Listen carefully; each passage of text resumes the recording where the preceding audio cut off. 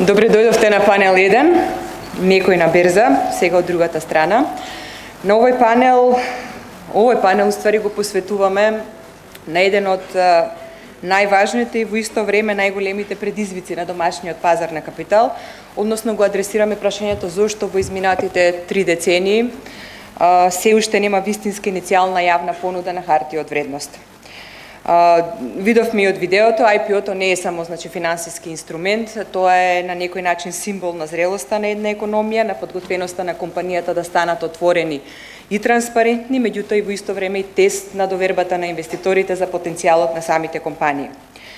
Излегувањето на берза може би еден од најважните моменти во животот на една компанија, нели, создава доверба, се прибира капитал, но во исто време се поставуваат и многу прашања. Дали е вистинскиот момент, кога е вистинскиот момент, дали е нели цената правилно одредена, понатаму како ќе ме вреднува пазарот, тука се нели довербата на пазарот и така натаму и така натаму. Како македонска берза во изминатите години, тоа нели ние работа на крај на ден, сме преземале многу активности за поттикнување на овој процес, од општа едукација, понатамо многу работилници, многу состаноци, индивидуални состаноци со посебни компании. Спроведувавме анкети, го основавме деловниот клуб Бум како нели конкретна иницијатива, односно конкретизиравме дел од овие активности и последната наша активност е и подпишувањето на меморандум за соработка со IBRD, каде што сметаме дека дел од овие напори наши на некој начин ќе се канализираат и конкретизираат преку конкретна поддршка од страна на IBRD. Денес, преку дискусија со наши 5 познавачи, соговорници од различни сектори, ќе се обидеме да одговориме на 3 клучни прашања. Зошто досега немавме вистинско IPO, кои се причините? Понатаму, што секој од нас може поединечно односно во секторот во кој што работи, во кој што оперира, може да направи за да се промени таа ситуација и дали може би се потребни некакви системски мерки кои што ќе ни овозможат конечно да го видиме првото IPO во Македонија. Со големо задоволство ги најавувам денешните панелисти. Ќе почнам од дамата, госпоѓа Златица Цивкаровски, член на управен одбор на Шпаркасе банка АД Скопје, со долгогодишно банкарско искуство и познавање на улогата на финансиските институции во поддршката на финансирањето на компаниите. Повелете.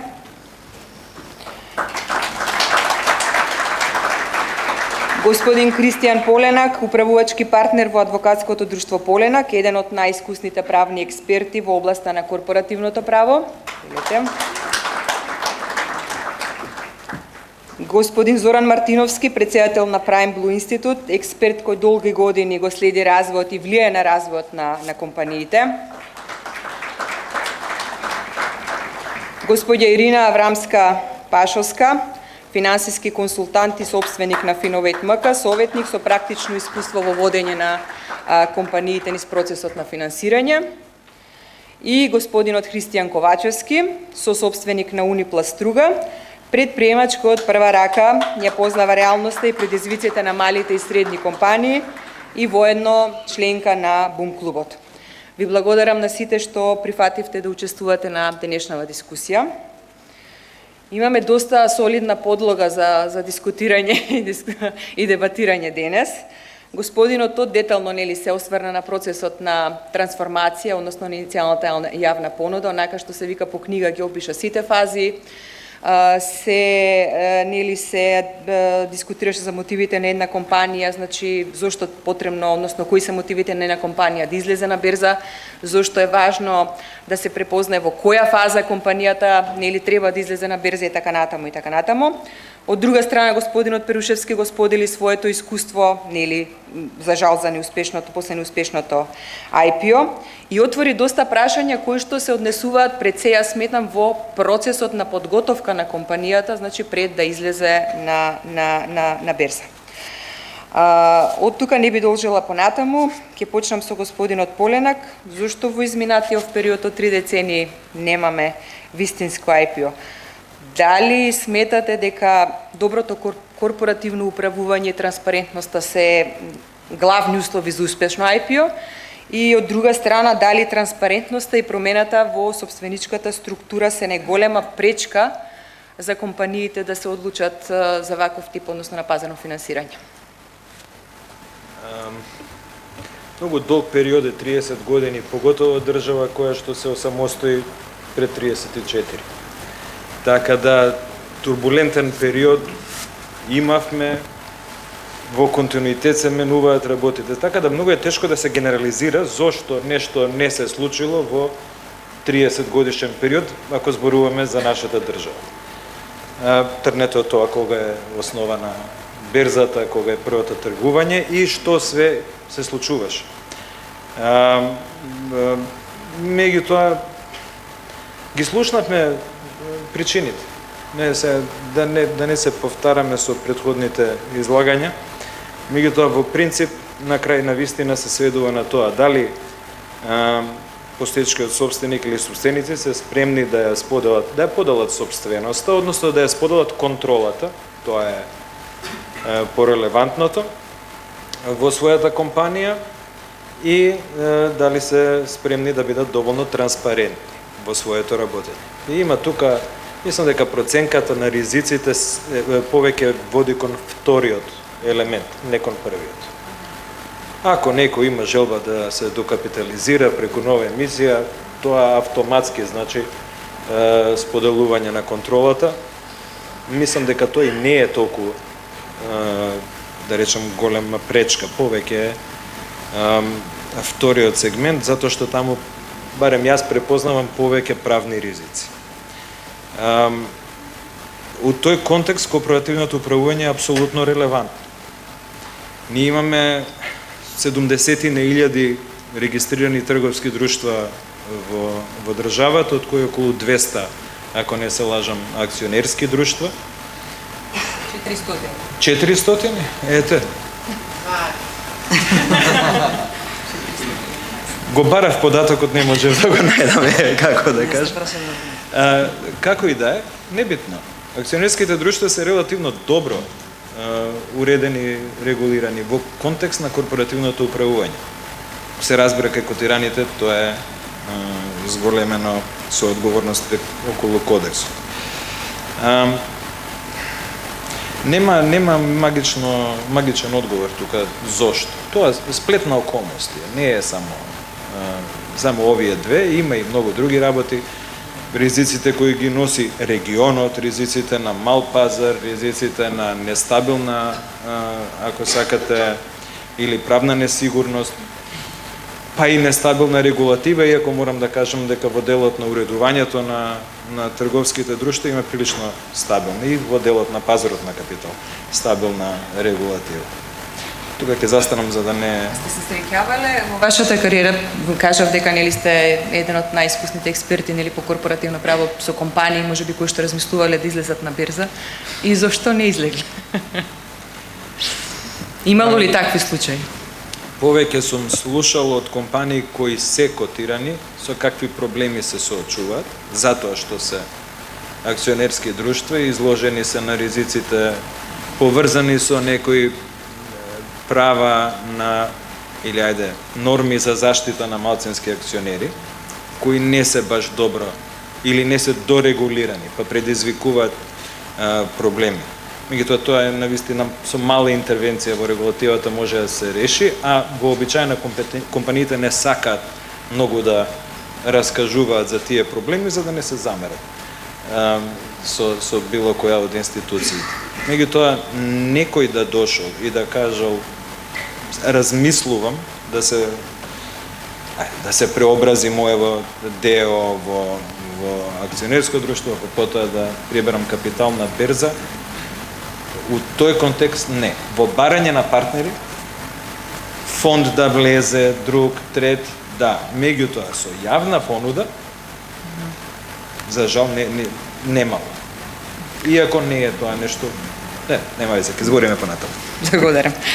Господје Чивкаровски, како гледате на улогата на банките во развојот на пазарот на капитал? Конкуренти или партнери?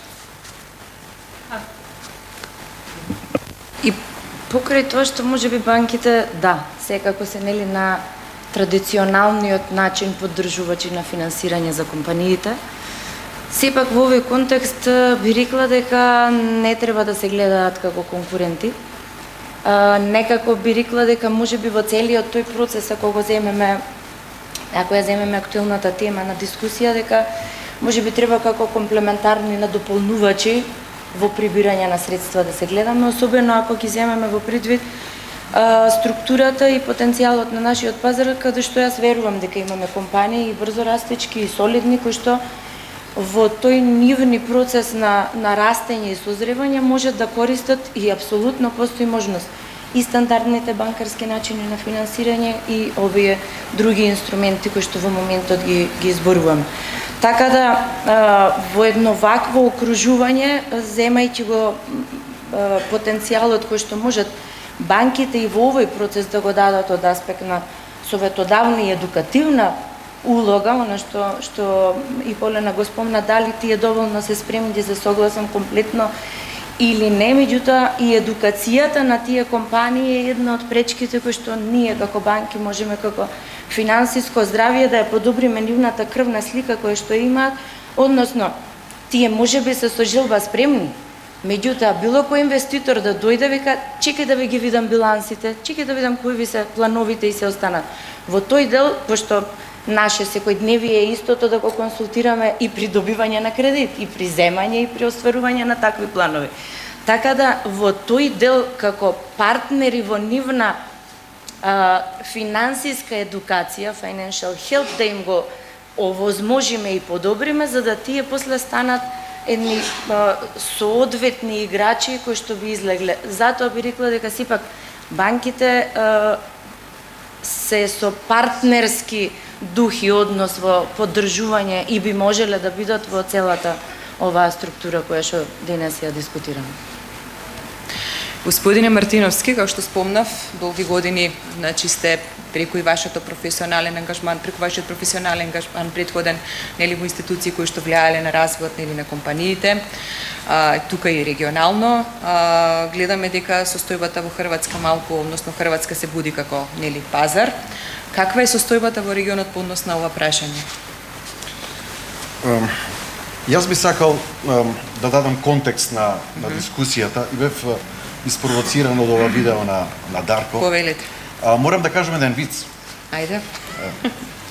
Во една бурекжилница стои девојката, продава гевреци и доаѓа еден човек и вика: какви убави гевреци, имате ли 1000 гевреци? Тој вика: немам 1000 гевреци. Наредниот ден повторно истиот човек доаѓа, истото прашање: имате ли 1000 гевреци? Таа вика: немам. И така цела недела, за да доаѓа газдата еден ден вика: што има ово? Па ништо, доаѓа еден човек и прашува дали имаме 1000 гевреци. Вика: па направите му. И прават 1000 гевреци и еве го истиот човек доаѓа и вика: добар ден, имате ли 1000 гевреци? Вика: имаме. Што ќе им правите? Апропо дискусијата на Дарко, и би сакал да дам контекст на што е она што, ако може да кажам, причината зашто во Македонија не се случи IPO, а и генерално во регион. Да, во регион, да. Значи, бројни се причините. Прва е огромна фрагментација. Ако нема IPO во Словенија, што ние да очекуваме? Ако Европа се соочува со предизвици за IPO, што ние како регион да очекуваме? Во мојата претходна ангажман како развоен банкар, сум имал многу, да кажам, ситуации каде што сме преговарали еквити. Што беше спомнато, финансиската писменост недостасува. Луѓето не разбира што значи да имаш кредитен однос, што значи да имаш однос на инвеститор. Банката која дава кредит е кредитор. Кога некој вложува своји пари некаде, е партнер во бизнисот. Тоа значи, ако ја инвестирам лични пари, треба се да знам за тебе. Кој си, што правиш, какви процедури, за да си ги заштитам, како се вика, вложените средства. Кристијан ќе каже: да, правно тоа е заштитено, но суштински, дали имаме заштита на малцински акционери? Maybe. Втора работа, берзите се многу мали, значи се плитка е ликвидноста. Колкав е пулот на инвеститори, колкав е пулот на харти што се тргуваат. Добрите компании, дали имало можност компании да излезат со? Па да, имало и обиди во минатото. Сега можам да споменам, имаше една компанија се викаше Тобако. и ние како AFC тогаш целиот овој процес ги стуркавме, но не се случи. Сега да гледам повторно, имало причина зашто. Имавме успешни IPO под наводници, ако може да кажам попова кула. Излезе со IPO, но што се случи после е друга приказна. Велам. Немањето на и тука ќе завршам. Немањето на севкупна инфраструктура која што би возможила еден IPO во Македонија недостасува. Немаме квалитетни советници. Едно е да советуваш, влези, направи, има шанс, друга да ги ставиш своите пари. Put your money where your mouth is, викаат американците. Стави пари, па ти прави го процесот. Второ, немаме private equity фондови. Во Македонија практично сега нема ни еден активен private equity фонд кој што ќе го превземе ризикот, број 1, ќе заедно со инвеститорот, ќе донесе нов квалитет во однос на финансиско репортирање, ќе донесе нови, да кажам, знаење кои што не секоја компанија ги има, комуникација со инвеститори и така натака, и ќе биде вешта во влез и во излез. Ние кај нас многу тешко се влегува во компаниите, што потешко се излегува. Влезете вие во нелистирана компанија и излизате. Хрватска, и тука ќе завршам, Хрватска направи прогрес тука, благодарејќи на една програма, и тука се колегите од Хрватска, имаат еден IPO Readiness програм кој што дава севкупна поддршка. Намалени административни трошоци, знаење, поддршка со корпоративното управување, поддршка со транспарентноста во финансиското известување. Велам, такви механизми за поддршка постојат на други простори, кај нас ги нема. И тоа е, мисля, че суштинската разлика зашто во Македонија досега и немал успешен IPO, за разлика од Хрватска, дури ни Србија. Во Србија немат IPO. Имате еден добар пример, успешна Еликсир издаде зелена обврзница минатата година. Благодарејќи на некој друг наратив, ама за тоа после ќе зборувам. Кога спомена Хрватска, ако не се лажам, и национална стратегија имаат. Да, за развој на пазарот на капитал, да. И се останато дури со конкретни акциски планови 2025-2026-2027 како пазар, кој шо еве ги тука не се. Така. Спомнавте дека немаме финансиски консултанти, ама ние имаме, значи препознаваме добри финансиски консултанти. Така да, господја Ирина, како гледате на моменталниот интерес на македонските компании за финансирање преку пазарот на капитал? Кои се најчестите дилеми или предрасуди кои клиентите кои што доаѓаат, нели, кога дискутирате за издавање на харти од вредност, со кои дилеми се очуваат, со кои предизвици? Јас морам да кажам дека се сложуваме сите, па за да не се повторувам, сакав да дадам и јас некои пожитни фактори, да речем, зашто немаме IPO, и тие се комбинација, како што сите кажаа до сега. Дефинитивно ни фали прво една едукација, значи самите фирми, особено малите и средните фирми, немаат правилна едукација и континуирана едукација, што може после представник од приватниот сектор тоа ќе го потврди. Значи тоа ни е еден навистина проблем на кој што навистина треба да се работи, за да се малце свесноста зголеми и кај фирмите, меѓутоа како што кажаа и претходно излагачите, и кај самите инвеститори кои што би биле волни да инвестираат во нашата берза. Исто така би се осврнала на моментот спремност. Кога зборуваме спремност, се слагам со Кристијан комплетно дека треба да има волја од самата компанија. Меѓутоа се слагам и со господјата што кажа дека треба да биде интерно спремна компанијата. Тоа значи дека треба да има некое ниво на кое што може да биде позиционирана и финансиски стабилна, да има, да речеме, некое ниво на корпоративно управување каде што ќе се носи некои одлуки на транспарентен начин. Така да сите тие процеси се потребни први да се поминат пред да кажеме дека фирмата е спремна. Ја имам желбата, да, меѓутоа морам да работам на истата за таа да ја постигнем, односно да се имплементира. Друго што сакам да кажам, IPO-то и многу господината Тила мислам дека даде добра комбинација. Ние го споредуваме со кредит. Главниот мотив на секој IPO е прибирање на капитал. Меѓутоа, мислам дека фирмите не доволно ги гледаат останатите бенефити. Така, значи, кога имаме IPO, ако имаме ние доволна база на инвеститори, со тоа отвараме нови пазари, нови купувачи, добавувачи, значи ние целото свое работење, бидејќи не е транспарентно, достапно, значи можеме да си ги отвориме нашите видици на работење.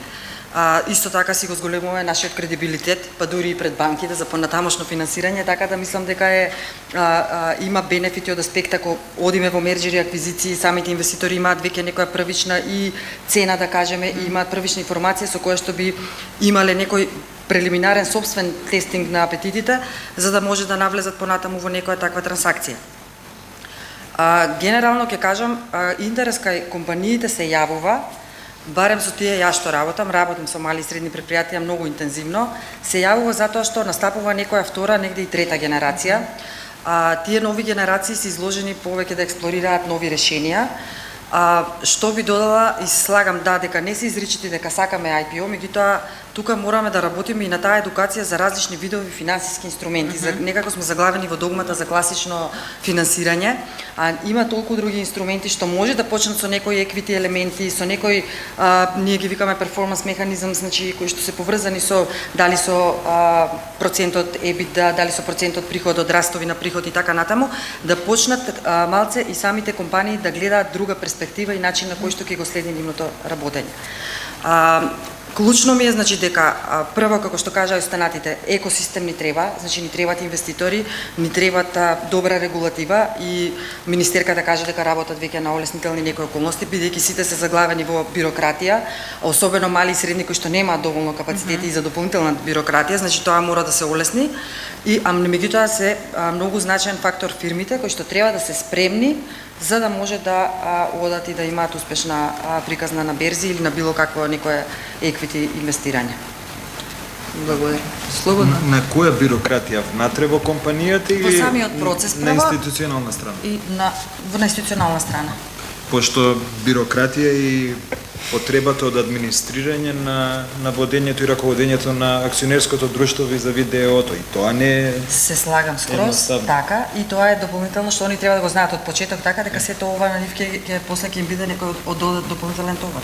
За кого збориме, за издавачот или за инвеститор? Ако збориме за издавачот, дали е во моментот акционерско друштво со некаква историја, знае какво е управувањето, има некој трек рекорд, или е ДО туку што трансформирано нели во преобразено, ако сакате. Не е исто, не може да е исто. Од тука веројатно се и дел од причините за неуспехот на последниот обид. Извинете што се умешам ради динамика. Јасно. Господин Ковачевски, вие сте сосопственик на Унипласт, средна компанија според сметковосцените критериуми во Македонија, основана 86-та година, значи фамилиарна компанија, вие сте втора генерација, заедно сте со вашиот брат во активно вклучени во управување на компанијата и релацијата со берзата, врската со берзата, ни е релативно нова, изминативе 2 години, и тоа како последица на вашето членување во Бум клубот. Од перспектива на реален бизнис, што ве мотивира првен да станете членка на Бум клубот и на некој начин да размислувате или пак да не размислувате за излегување на берза? Кои се најголемите предизвици како мало и средно предпријатие со кои што се соочувате? Како што спомнате, ние сме фамилиарна фирма, работиме скоро 40 години. Пред 20 години имавме еден процес на успешно трансформирање на префрлање на управувањето од првата на втората генерација и за некои 5-6 години ќе имаме уште еден таков процес кај што ќе се вклучат членови на трета генерација и тука сакаме да се сите работи, постапки, процедури, распределба на одговорности и права многу подобро поставени, решени, јасни, за да можеме сите заедно да придонесеме во понатамошниот раст за фирмата. Работаме доста развојни проекти, имаме како производствена фирма доста развој, кој што секој проект бара сам по себе доста планирање, доста инвестирање, преку приклучување на берзата гледаме можност за нови искуства, нормално прилив на свеж капитал, но претежно главниот приоритет е да го издигнеме капацитетот на Унипласт на едно повисоко ниво, каде што и интерно, а и према потенцијалните инвеститори би имале многу подобро и појасна слика.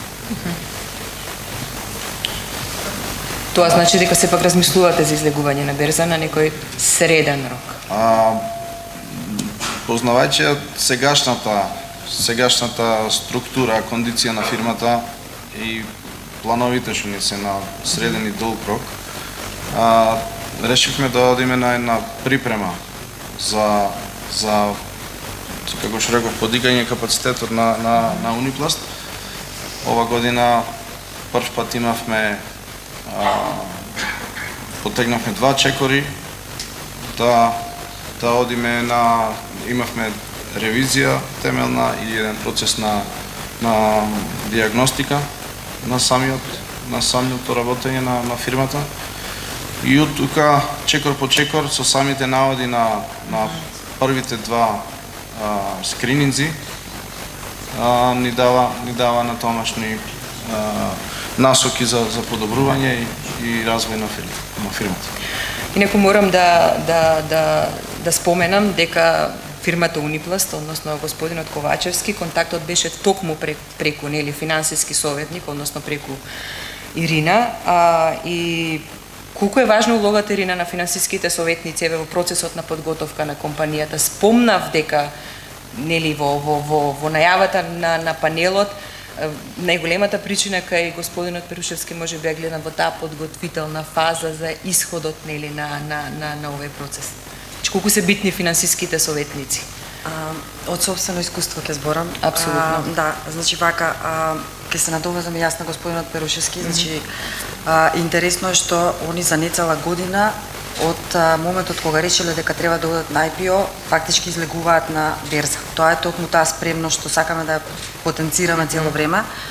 Еве, ние работиме на бизнис диагностика, значи не може да ги анализираме, значи има стварно спремни фирми, може и така натаму, меѓутоа сега зборуваме за случај на кој што сме работели и кој што гледаме во некоја, да речеме, просечно ниво каде се наоѓаат нашите фирми, што им е потребно.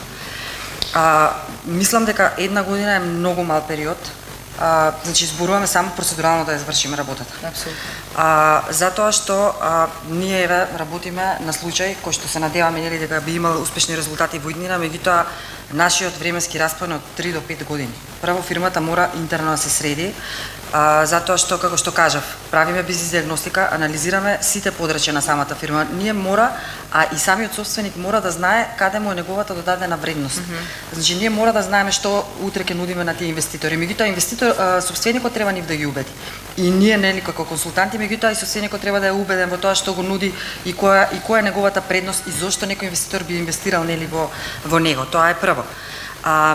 Мора да бидат финансиски транспарентни. Како што кажа Христијан, мора да се работи на ревизија, мора да се работи на финансиско известување.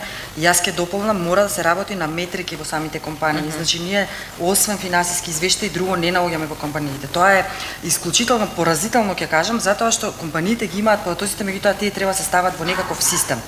Без систем нема раст. Мислам, мора да почнеме ние да работиме со податоци. Тоа е неспорно. Друго што сакам да кажам е таа приказна за раст и стратегија.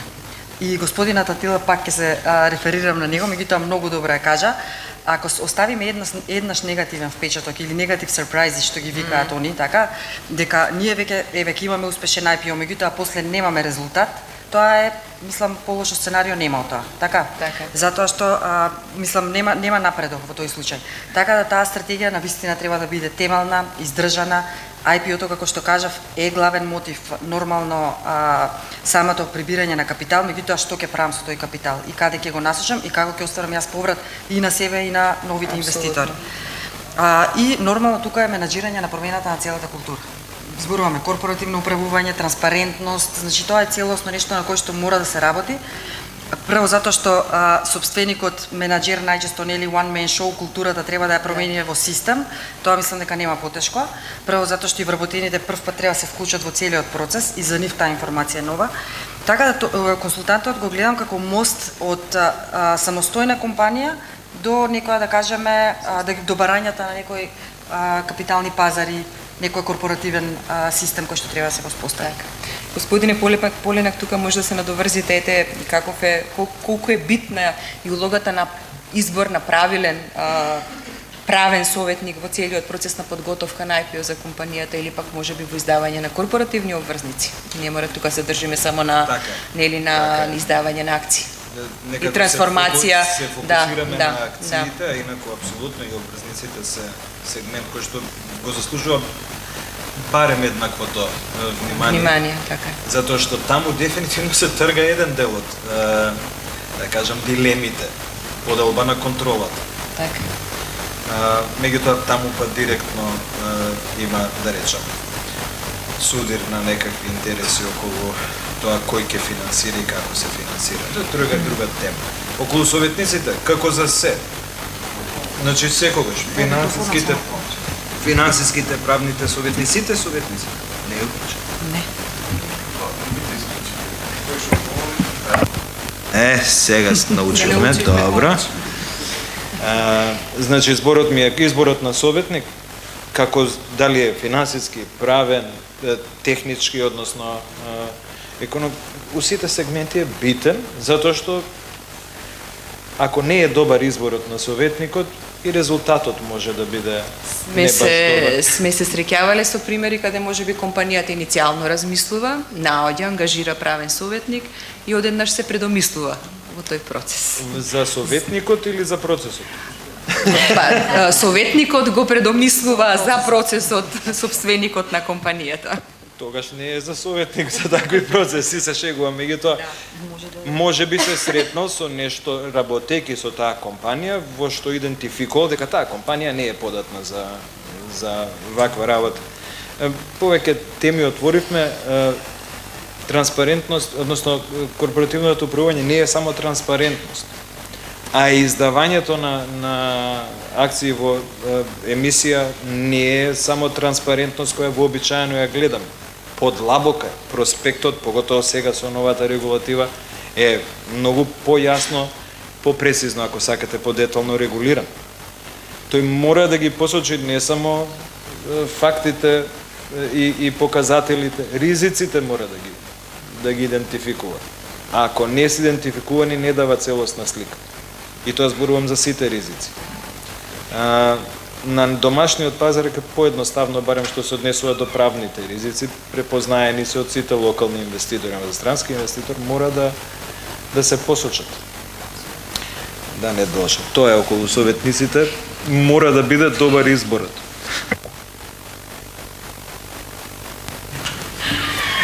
Дали гледате потенцијал кај македонските компании за издавање на нови финансиски инструменти? Акции, обврзници, друг тип на инструменти. Се соочувате, нели, односно секојдневно вашето работење, нели, комуникација со компании. И можеби без никого да повикате, можеби која индустрија следна би била каде што би можеле да очекуваме, нели? Има најголем потенцијал за компанијата да доаѓа од таа индустрија и да излезе на берса. Да, тука говориме можеби за IPO процес, активности околу тоа и сите оние чекори, меѓутоа и Поленак го начина некако дека би можеле апсолутно да зборуваме и за други облици и на инструменти финансиски на финансирање. Дали се тоа корпоративни обврзници, дали се тоа грин обврзници, дали се некакви си конвертибилни обврзници кои што сега ќе се корпоративни, па ако компанијата добро се развива, плановите за развој, сите кои што ги предочила и ги кажала, ги исполнува и позитивен тек да се претворат во некаков собственички капитал. Развој, потенцијал за некакви мини платформи на кои што може да и помалите фирми некако влезат во таа игра на доедуцирани финансиски инструменти. Меѓутоа тука апсолутно постои потенцијал, ама треба да размислуваме во таа синергична рамка на делување, дали од финансискиот сектор, банките, дали од регулаторниот сектор, дали од институциите и за регулаторните барања и за ценовните барања, пошто вие мора да ги изнивелирате трошоците да добијат стандарден кредитен процес, трошоците да добијат и регулативата да потенцијалот кој што го има е недоволно искористен за други финансиски инструменти да ги аквизирате. Мислам, спомена и господинот Четериев и министерката и останатите говорители дека веќе имаме одредени чекори. Значи, имаме меморандуми, имаме искуства кои што може да ги искористиме од регионот и да прочитаме, и да видиме, и да се отвориме, и да комуницираме. И сега, тоа што ние го имаме сега како зачеток е она кое што треба да ни ја задржи енергијата, не само за IPO процесот, него и за сите останати финансиски инструменти кои што можат да се употребат и да го искористиме тој потенцијал кој го има нашиот пазар. Имаме ли такви добри компании кои што можат да Јас сметам дека имаме, апсолутно на нашиот пазар. И во тоа во различни индустрии, дали производствени, дали биотек, инженеринг, дали IT, апсолутно, мислам дека имаме. Може би интересно да се подсетиме, веројатно повеќето присутни не знаат, во Македонија е издадена конвертибилна корпоративна обврзница. Во 98 година. Така да нема сефте да има. Не, нема сефте. Да го поатрактивно за да повторно го вратиме, го возобновиме апсолутно. Господин Мартиновски, споменавте нели едукацијата како една од нели начините кои што може да се влие да се подигне довербата, меѓутоа што уште може да се направи за да се подигне довербата кај компаниите дека берзата е место каде што може да ги финансираат нивните развојни потреби. Што може да направиме? Мислам, не е прашање на доверба. Прашање на смисла. Да излезете на берза каде што немате ликвидност. Второ, имате алтернатива. Банките се тука. Беше спомнато претходно. Нашиот систем, како и другите во регионов, останува банкоцентричен. Па зошто јас додам низ процесот како Дарко да се измачам, да се испотрошам и така натака, кога можем да севам на банкарот и да кажеме не ми треба кредит. Што може да направиме сега? Тоа знаеме дека постои. Ама без камата ти ова друго. Сега, оно што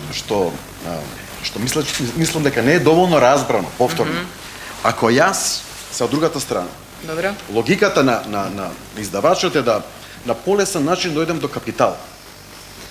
Многу често се случува да фирми кои што ги имаат предиспозициите да излезат на берза, ги имаат параметрите, имаат добри финансиски резултати, имаат добри планови, се успешни, имаат апсайд, не сакаат на берза, комплексно е. Треба да делиш приказната со други, треба ортаци во бизнисот да носиш.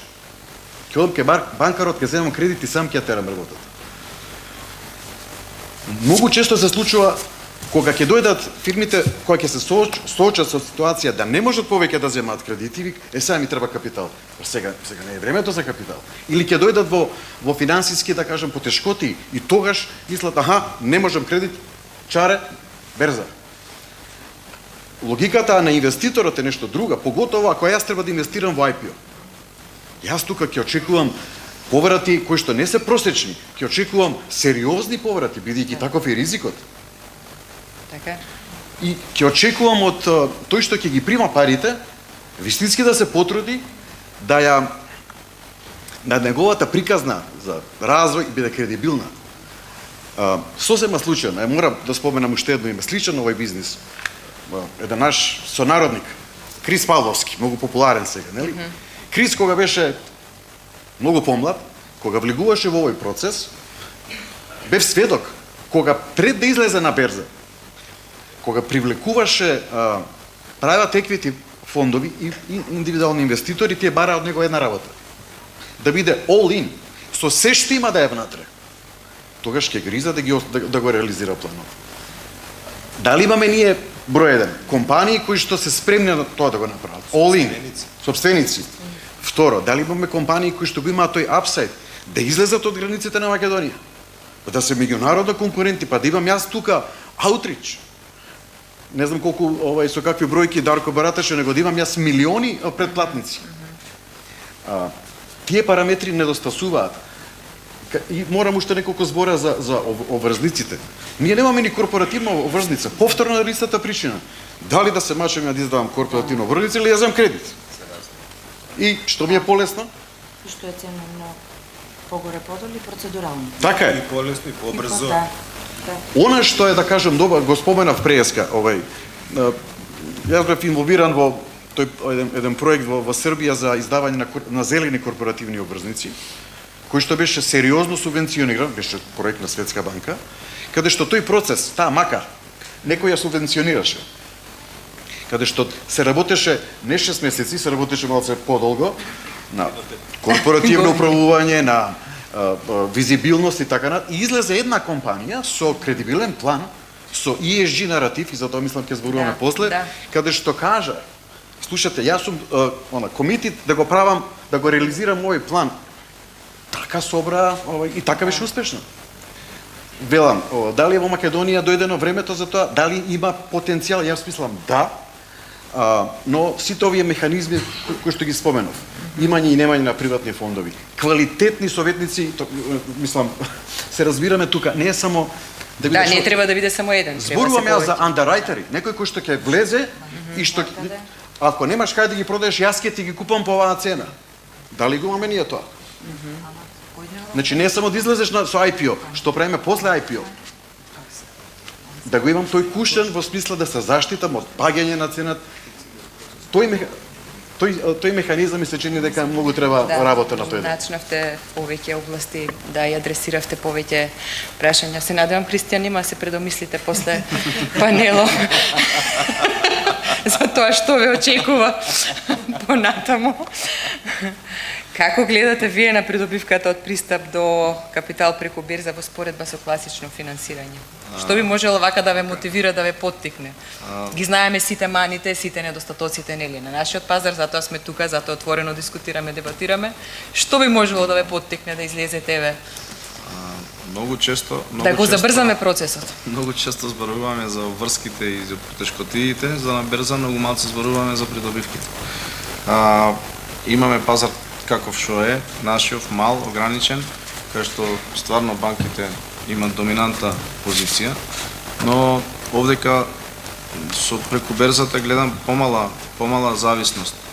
Имаме различни начини, инструменти за финансирање, не сме целосно лимитирани на банките, кај што искрено дури имат доволно гаранции и добро работење, успешни години, тие се тука. Но првиот застој, првата криза, локална или светска,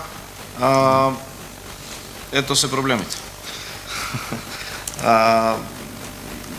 Гледам можност за поголем развој, за траен капитал, за долгорочно планирање. Нормално, ние сме уште на самиот почеток, имаме некоја стратегија која што преку чекорите за припрема што ги правиме, гледаме дека треба доста работа, доста коригирање.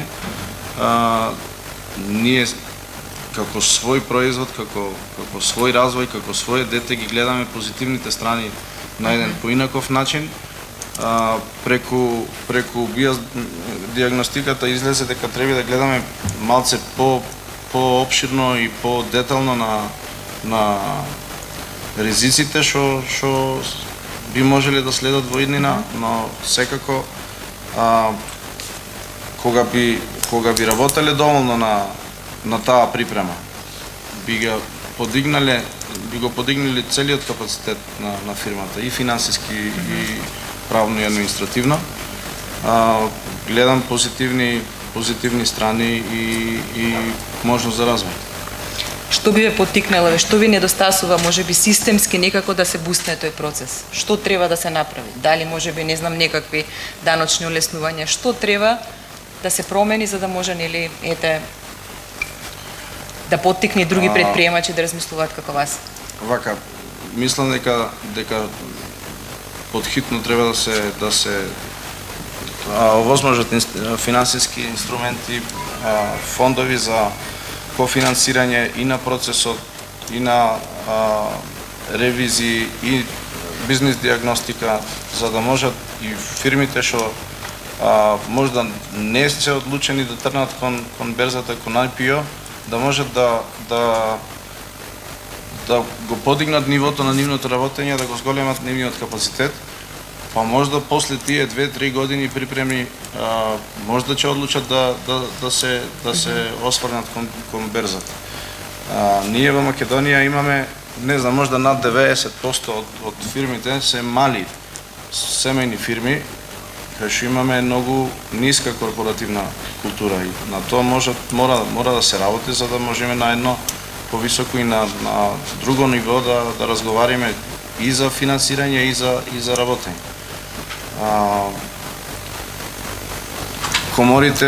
Коморите треба да се поактивни во овој дел, да нудат поголема поддршка. Тука и владата со флексибилни промени за флексибилни регулативи, кои што и самата постапка, но и трошоците би ги намалиле за да се поприфатливи за малите фирми. Благодарам. Господине Поленак, накратко, што може системски да се направи за да конечно да се случи IPO? Сите некако работиме, нели, фрагментирано, меѓутоа што системски треба да се направи за да се бусне процесот? Кога ќе кажеме системски, одма паметот ни оди реформи и друго.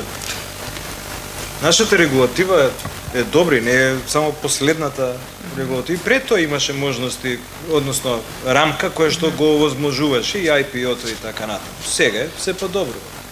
Не гледам потреба или не гледам проблем кај регулативата.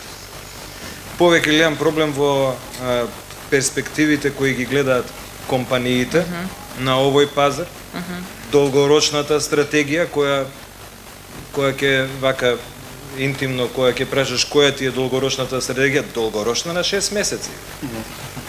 Тоа е долгорочната стратегија. Кај повеќето такви мали компании, пошто не знаат утре што ги чека. И тоа од сија сет причини, ама сега не е тоа тема на дискусијата.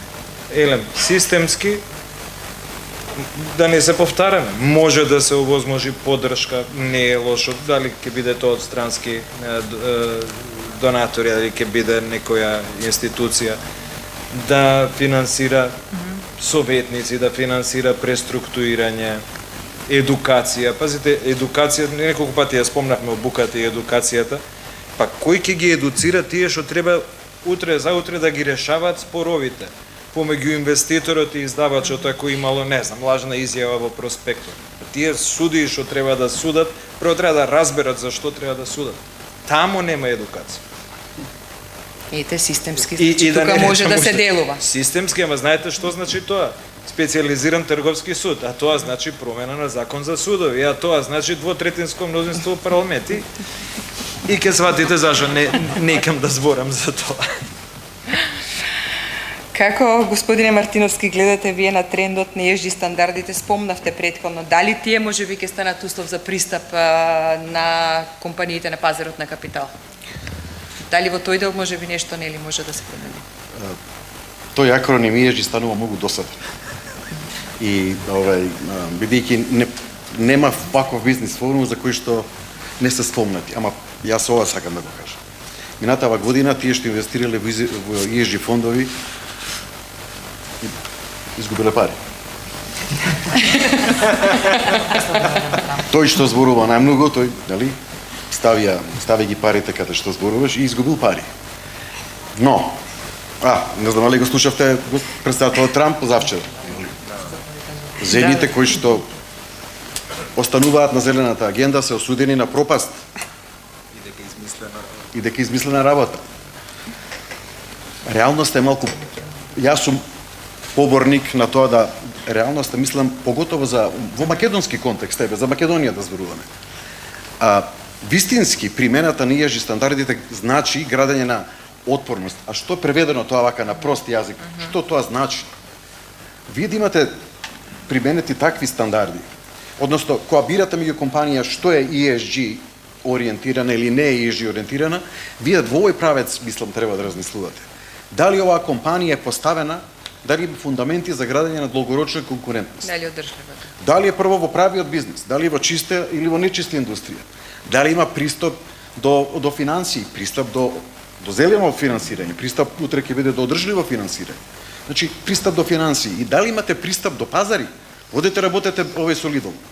па кажете ESG не ме интересира. Пробајте. Одете, аплицирате за некоја кредитна линија што доаѓа од надвор и кажете не ме интересира тоа. Полнувам прашалник. No go. Но не само тоа, нашава земја се соочува со бела чума, ние немаме луѓе.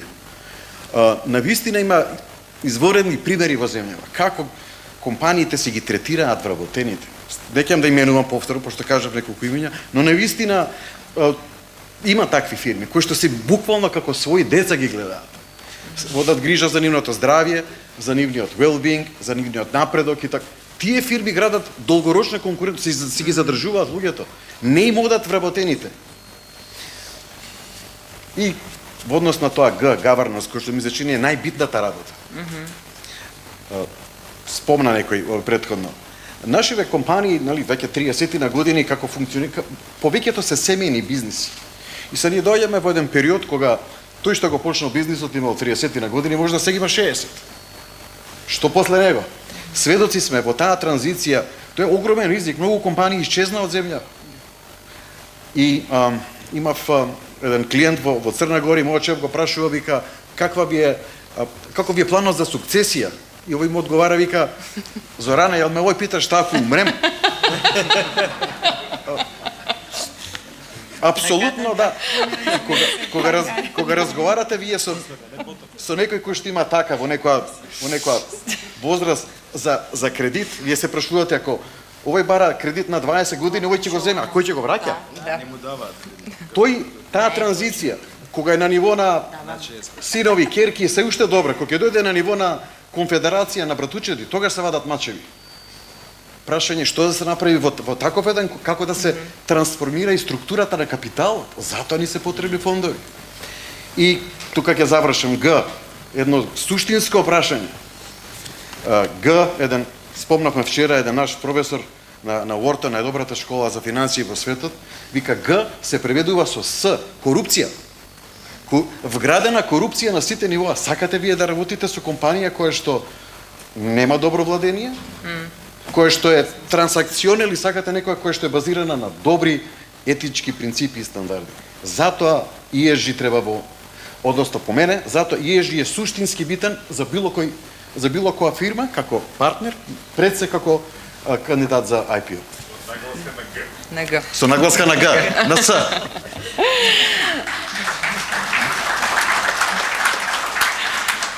И тука, да, ќе завршиме, да, само господја Чевкарски, дали имате нешто да дадете во однос на ова прашање? Дали системски може нешто да промениме? Да, веќе беше напоменато и споменато дека имаме одредени иницијативи кои што сакаме да ги спроведеме, дали тоа ќе бидат некакви си промени на регулаторни рамки, дека тоа ќе трае преку ноќ, нема да трае преку ноќ.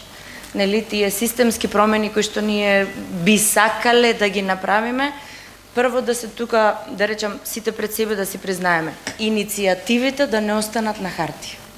Треба да ги делуваме, така?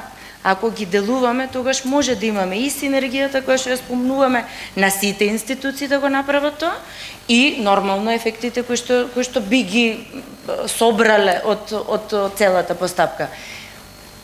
Шведска. Данечни олеснувања, вакви сметки, шпарконто од малолетни возрасти. Се тоа, ама тоа не е од денес сега ново, па Европска унија вика и супер каков е моделов на Шведска, сега ние сакаме да го примениме, да го имплементираме, да им дозволиме на сите членки на Европска унија. Тие работеле години наназад за да стигнат до тоа ниво. Затоа велам, иницијативите кои што сите ги споменавме и сите ние овдека седнати чинители како секој во својата дејност на тој пат на развој на пазар на капитал и отварање, треба тоа што сме го кажале дека може да се направи некако да го со енергија да го избуткаме понатаму, концентрирано и во одредена насока. Ви благодарам на сите. Слушнавме, ги слушнавме причините за немање IPO, слушнавме и конкретни предлози и идеи. Битни се финансиските правните советници, потребата од едукација е повеќе од потребна, потенцијалот, нели, гледаме потенцијал во новите регулативи, важноста на ESG и се разбира потребата од постојање на партнерства меѓу сите нас. Пораката јасни услови постојат, јас се надевам дека не знам, може би не следната година, меѓутоа за некоја година нели ќе нема да зборуваме кои се причините, ќе презентираме компании или веќе нели кои што се на берза, кои што излекле на берза и со ова го завршуваме панелот со надеж нели повторно ќе кажам дека нема да зборуваме само за потенцијали следната година. Како што рече главниот извршен директор во неодамнешно интервју на телевизија, буквално. Ви благодарам на сите за вниманието, благодарам вас.